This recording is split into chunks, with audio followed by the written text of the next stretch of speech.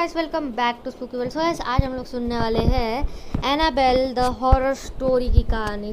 ये story start होती है एक लड़की से जिसका नाम था डोना। डोना को कॉलेज के समय में भी गुड़ियों के साथ खेलना बहुत पसंद था और वो मेडिकल की पढ़ाई कर रही थी, पहले ही बता देती हूँ। तो उसको हॉस्टल में रहना पड़ता था। एक दिन उसके जन्मदिन के दिन उसके मम्मी ने उसे एक गुड़िया गिफ्ट की थी जिसका नाम था एनाबेल। डोना की एक रूममेट थी जिसका नाम था एंजी। तो डोना और एंजी दोनों को वो गुड़िया बहुत ही ज़्यादा अच्छी लगी और उन्होंने उनके उस गुड़िया के साथ बहुत ही ज़्यादा टाइम स्पेंड करना शुरू कर दिया। डोना जब भी खाना खाती थी या सोती थी तब वो उस गुड़िया के साथ ही ज़्यादातर अपना टाइम बिताती थी। एक दिन उसने अपनी गुड़िया कॉलेज रख जाने के वक्त अपनी गुड़िया को रखा था अपने रूम के अंदर बेड के ऊपर। और फिर उसके बाद वो जब वापस आई कॉलेज से अपने घर आई वापस और अपने अपार्टमेंट में वापस आई थी वो, उसने देखा कि वो जो गुड़िया थी वो उसको बेड के जगह हॉल में मिली। ये देखने के बाद वो बहुत ही ज़्यादा शॉक हो गई थी। दूसरे दिन उसके साथ वही हुआ और डोना और एंजी ने सोचा कि 2-3 दिन इसके ऊपर नज़र रखते। उनको पहले लगा कि ये डॉल गिर जाती होंगी अपने जगह से, इसलिए जगह चेंज हो जाती होगी। लेकिन फिर उस गुड़िया ने रूम्स भी बदलना चालू कर दिया था, जैसे आपने पहले हादसे में सुना था। तो ये सब ज़्यादा होने लगा और फिर एक दिन जब वो स्कूल अपने कॉलेज से वापस आए तब उन्होंने देखा कि उस गुड़िया के हाथ में, उस गुड़िया के आसपास उनको चिट्ठियाँ मिलती थे जिसके ऊपर एक बच्चे की हैंडराइटिंग में लिखा रहता था हेल्प मी। और जब ये चीज़ें ज़्यादा होने लगे एक दिन उसको, डोना को, अपनी गुड़िया का पूरे हाथ लाल लाल दिखे और फिर ये देखने के बाद वो बहुत डर गए। अगले दिन उन्होंने एक प्रीस्ट को अपने घर बुलाया जिसने बताया कि वो डॉल पोजेस्ड है और उसके अंदर एक 7 साल के बच्चे की आत्मा है जिसका नाम है एनाबेल हिगिंस। ये सुनने के बाद वो दोनों बहुत ही ज़्यादा डर गए थे। उस लड़की ने कहा कि वो उसका एक्सीडेंट उनके ही अपार्टमेंट के नीचे रहा और वो डोना और एंजी के साथ बहुत ही ज़्यादा सेफ फील करने लगे। फिर उनको थोड़ी राहत मिली कि 7 साल की बच्ची क्या ही कर सकती है। डोना ने सोचा कि, फिर उसने सोचा कि इस डॉल को अपने साथ रख ही लेते हैं। लेकिन एंजी इस बात से ज़्यादा खुश नहीं थी और वो सिर्फ ऐसे ही मान ली थी इस बात को। लेकिन डोना को असली सच अभी कहाँ पता था। एक दिन एंजी और डोना अपने अपने रूम्स में थे और एंजी का एक बॉयफ्रेंड था जिसका नाम था लू। तो एंजी और लू अपने रूम में थे और लू को डोना के रूम से एक आवाज़ आई। फिर उसने सोचा कि जाकर देखना चाहिए। जब वो वहाँ पर गया तब उसे वहाँ पे सिर्फ एनाबेल डॉल दिखी नीचे पड़ी हुई, लेकिन वहाँ पे डोना नहीं थी। डोना के मिल जाने के बाद लू ने एंजी को बताया कि उसे पहले से डॉल के ऊपर शक आ रहा है और उन दोनों को उस डॉल को अपने साथ नहीं रखना चाहिए।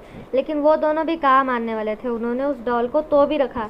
एक दिन रात को लू जब सो रहा था उसकी नींद खुली और उसने पाया कि वो अपने बॉडी को हिला नहीं पा रहा है और उसने देखा कि एनाबेल डॉल उसके घुटने के ऊपर बैठी है और वो चलते चलते एकदम से उसकी छाती के ऊपर आके उसका गला दबा रही है।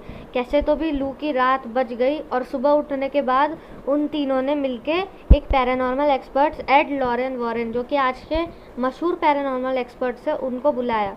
उन्होंने कहा कि उस गुड़िया के अंदर एक 7 साल की लड़की की आत्मा नहीं फंसी है, वो सिर्फ जोक मार रही है, वो सिर्फ झूठ बोल रही है कि वो 7 साल की लड़की की आत्मा है। रियल में वो बहुत ही ज़्यादा गंदी और बुरी आत्मा है। ये सब सुन के बाद तीनों बहुत ही ज़्यादा डर गए और फिर एड और लॉरेन ने सोचा कि इस गुड़िया को अपने साथ ही ले जाना चाहिए। जब वो जा रहे थे गाड़ी में उस गुड़िया को लेके तब उनकी गाड़ी का कंट्रोल अचानक से बहुत ही ज़्यादा अलग अलग होने लगा और वो बहुत ही अनकंट्रोलेबल सी होने लगी। फिर लॉरेन ने उस गुड़िया के ऊपर होली वाटर छिड़का और फिर गाड़ी थोड़ा कंट्रोल में आई।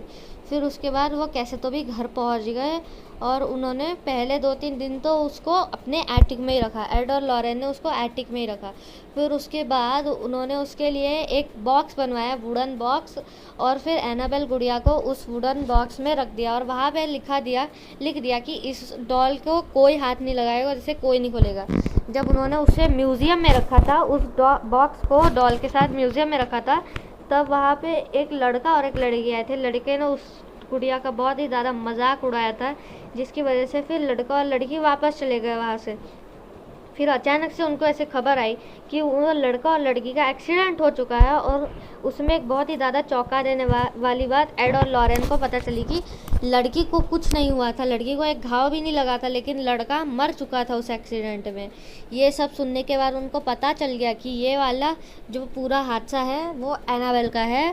फिर उसके बाद उसको बाद में से कोई फिर उसको ज़्यादा हाथ नहीं लगाने लगा। सो गाइस, यहीं पे आज की कहानी ख़त्म होती है। आई होप आपको वीडियो अच्छी लगी होंगी, और अगर अच्छी लगी तो वीडियो को लाइक करना, फिर शेयर करना, फिर कमेंट करना, सब्सक्राइब तो करना। और गाइस, अगर आप सोच रहे हैं कि ड्रीम वर्ल्ड के ऊपर इतने कम वीडियोस क्यों आते हैं, स्पूकी वर्ल्ड पे ज़्यादा आ रहे हैं बहुत ड्रीम वर्ल्ड के तुलना में, तो मैं पहले ही बता देती हूँ कि स्पूकी वर्ल्ड के ऊपर हम अभी रिपीट वीडियोस चल रहे हैं, इसलिए जब तक वो ख़त्म नहीं होते स्पूकी वर्ल्ड पे थोड़े ज़्यादा वीडियोस तो आएंगे, लेकिन आप भी उन्हें देखते रहना, लाइक करते रहना, शेयर और कमेंट भी करते रहना।